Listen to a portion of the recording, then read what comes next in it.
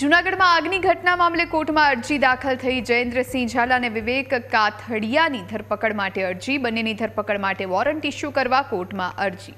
બાંધકામ શાખાના મુખ્ય ઇજનેર જયેન્દ્રસિંહ ઝાલાને આરોપી બનાવાયા। મનપાના વોર્ડ ઇજનેર વિવેક કાથડિયા ફરાર। ખોદકામ દરમિયાન ગેસ લાઇન લીકેજથી આગની ઘટના બની હતી। આગની ઘટનામાં માતા પુત્રી સહિત 3ના મોત થયા હતા। સંવાદદાતા સાગર ફોનલાઈન પર જોડાયા છે। સાગર, શું જાણકારી? જી, જો વાત કરવામાં આવે તો 4.5 મહિના અગાઉ જૂનાગઢના જે ઝાંઝરડા ચોકડી વિસ્તારમાં જે મનપાના જે જેસીબી દ્વારા ખોદકામ ચાલુ હતું અને તે દરમિયાન ગેસની લાઈન લીકેજ થતા જે આગની ઘટના બનવા પામી હતી અને તેમાં માતા પુત્રી સહિત 3 લોકોના મૃત્યુ થયા હતા અને 3 લોકો ઈજાગ્રસ્ત થયા હતા।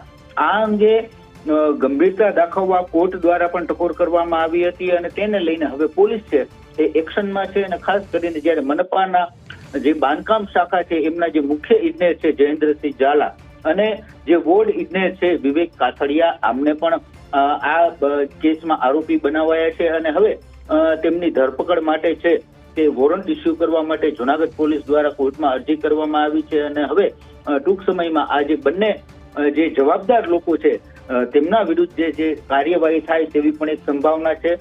આ જે ખાસ જે કિસ્સો હતો એ પણ રાજકીય રીતે પણ આમાં ખૂબ જ ચર્ચાઓ થઈ હતી, કારણ કે જે ભોગ બનનાર લોકો છે એમને સરકાર દ્વારા છે એ સહાયતા ચૂકવવામાં આવી હતી, પરંતુ મનપા દ્વારા સહાયતા ચૂકવવામાં ન આવ્યુંનો પણ એક સમયે વિપક્ષ દ્વારા આક્ષેપ કરાયો હતો। એટલે જે કરુણાંતિકા સર્જાઈ હતી અને તેમાં જવાબદાર લોકોને સજા મળે તેવી એક જે ભોગ બનનાર લોકોની પણ માંગ હતી અને હવે તે દિશામાં જે કાર્યવાહી છે એ હાથ ધરવામાં આવી છે અને જવાબદાર જે મુખ્ય ઇજનેર અને વોર્ડ ઇજનેર છે તેમના વિરુદ્ધ આ જે કાર્યવાહી છે તે હવે શરૂ થશે। જી, જે ઇજનેર છે વિવેક કાથડિયા તે ફરાર થયું છે, તેને લઈને તેને શોધવા માટે થઈને કઈ રીતની કાર્યવાહી?